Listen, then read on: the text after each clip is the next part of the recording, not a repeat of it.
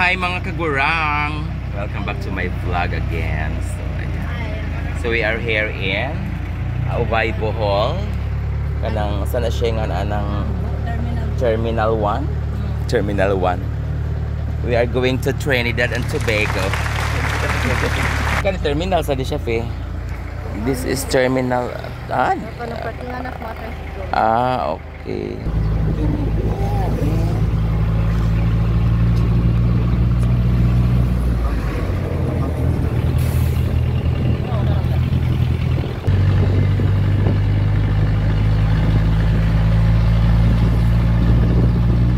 Ayan mga kagurang, andito na kami sa Trinidad and Tobago Sister Restaurant. At punta kami, bibili kaming kamote og kuan sa inganan saging. Trinidad here in Bohol. Sige mga kagurers, ato ang ilang market, no? Meron silang mga ibaligya diring mga iring kabang. So ayan mga kagwars, guwapa kayong ilang mga manga. 80 ang sa kakilo. Yan kani siya oy.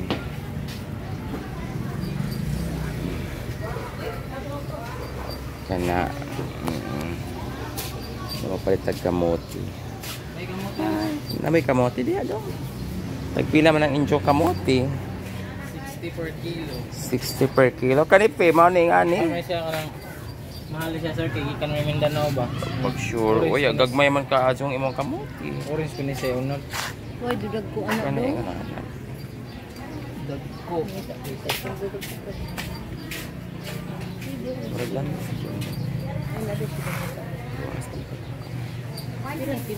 Kanina isa. Tama sad ni oy. Lemon.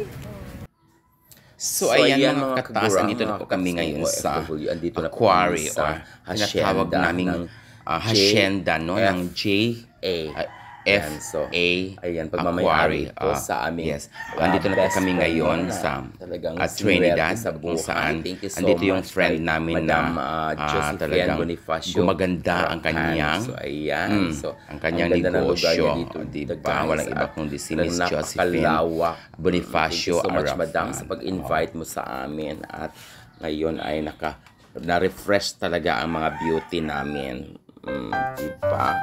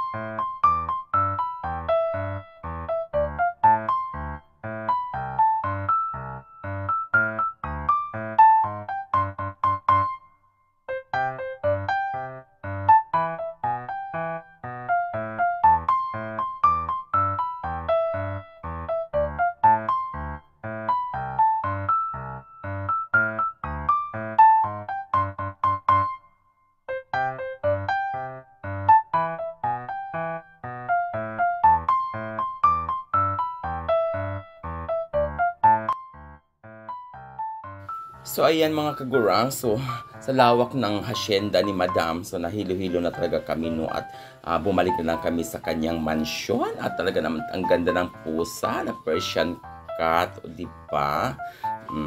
Nilaro-laro din naman ng kamukhang pusa din na si Madam Helen Wakwak. Ayan di ba? So ayan mga kagurang, habang mga kagurers, habang super prepare yung si Madam, no? Nahiya kami kay Madam kasi talagang super asikaso niya sa amin. Diyos ko. Akala mo naman kung sino mga bisita niya. O diba? At pinaglaruan muna namin ang kanyang mga alaga na ang gaganda. O diba? Tingnan mo namin si Yami's cat na yan. Napakamamahali ng mga pusang yan, no? So sana all magkaroon ng ganyan. Wish ko lang na magkaroon ako ng ganyang pusa. Diba? Pero mukhang wala sa Bahrain yung mga ganyang klaseng pusa, no? Ibang pusa ang nandoon.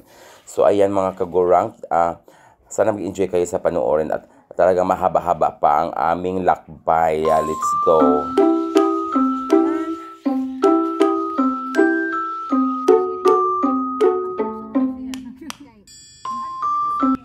So ayan mga kagors, na-decide po si Madam na ipasyal daw niya kami sa napakagandang lagoon, no? Parang lagoon, hindi naman siguro sa matatawag na falls kasi nga talagang parang swimming pool.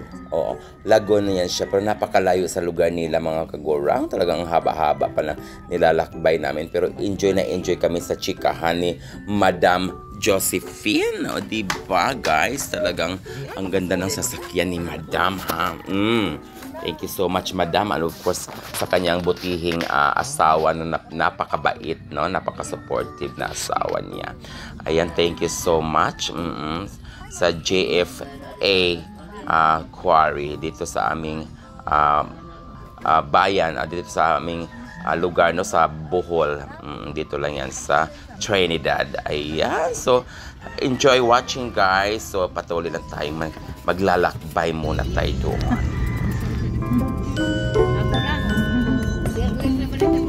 Sagurang.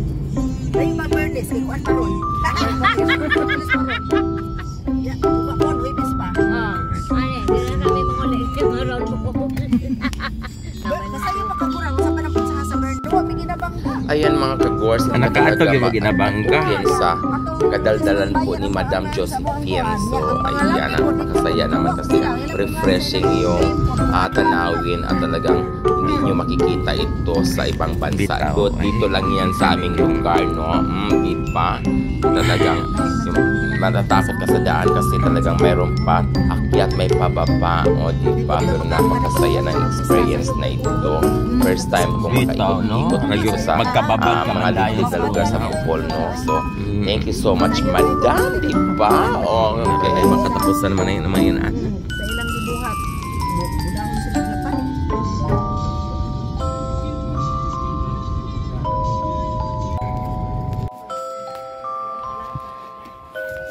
So ayan mga kagors, andito na po kami sa aming target, no? At ang ganda pala dito mga kagurang kasi malawak, talagang napakataas na mga forest ay yung mga kakahuyan, no? At refreshing talagang. Andoon po sa baba ang tinatawag nilang swimming pool, pero ang tubig pala niyan mga kagors talagang napakalamig. So halika na sa tingnan natin.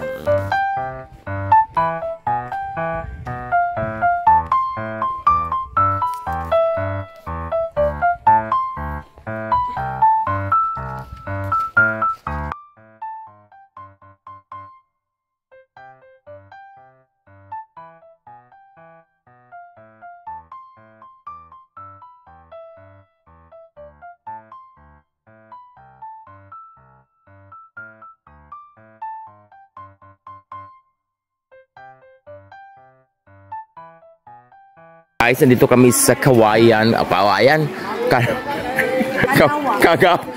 Kanawa. Kanawa. Oh, this Ma'am Josie. Can you say hi to my vlog, Ma'am? Hello. Okay. Yan. So, ang ganda pala dito, guys, no? Manigiingon nila Cold Spring. Kanawa Cold Spring. Here, so. Mura din siya langob, guys.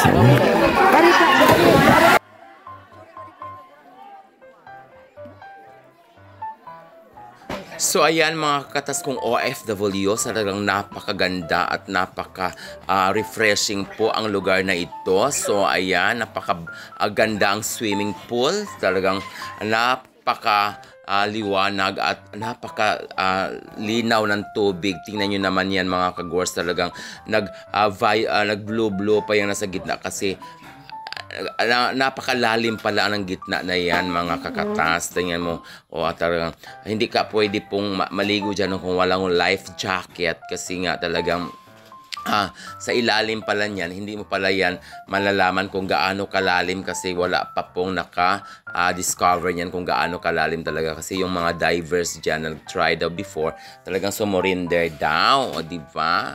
Na hindi daw kaya kasi nga parang may puputok daw yung hininga nila talaga sa ilalim, no? So, ayan, so hindi po pinapayagan na maligo tayo na walang life jacket dyan, diba? So, kahit kami guys, hindi kami naliligo kasi nga hindi rin kami nakapagdala ng mga pangpaligo at hindi kami handa kasi nga at talagang si Madam at gusto lang namin ni Madam na mag-ikot-ikot lang around Bohol. So ayan mga kakatas kong OFW, kung gusto nyo puntahan ang aming lugar ng Kanawa Cold Spring here in Bohol, here in Kandihay, I think Kandihay, Bohol, nabilong ni siya. So dito lang yan mga kagors sa aming lugar na talagang napakaganda, o diba? Kung gusto niyo maligo, napakamura lang po yung entrance na yan. So thank you so much Madam sa pag-trip mo sa amin na talagang nag-i-enjoy po kami, diba? Thank you so much.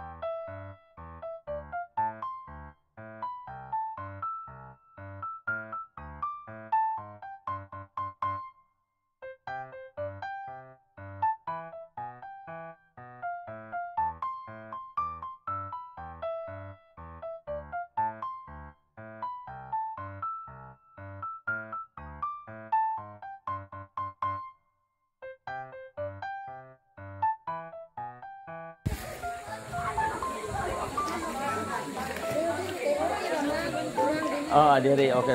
Dito ang kuan kanang danger dito. Yan mga kagors, ang talagang ang sinasamahan ko lang naman talaga dito ang baon.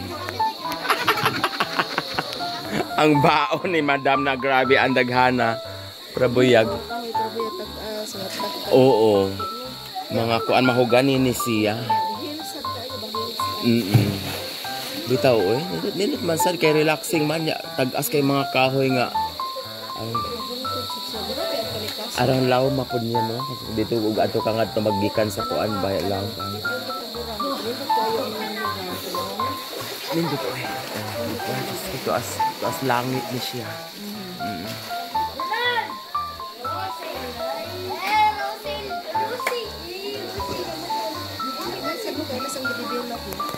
I-develop sa gini. So ayan ang baon. Talagang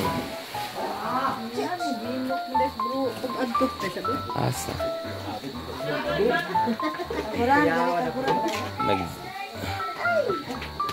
So ayan, and that's it for today's vlog mga kagurang. Thank you so much for watching. So sana nag-enjoy kayo. God bless and bye-bye.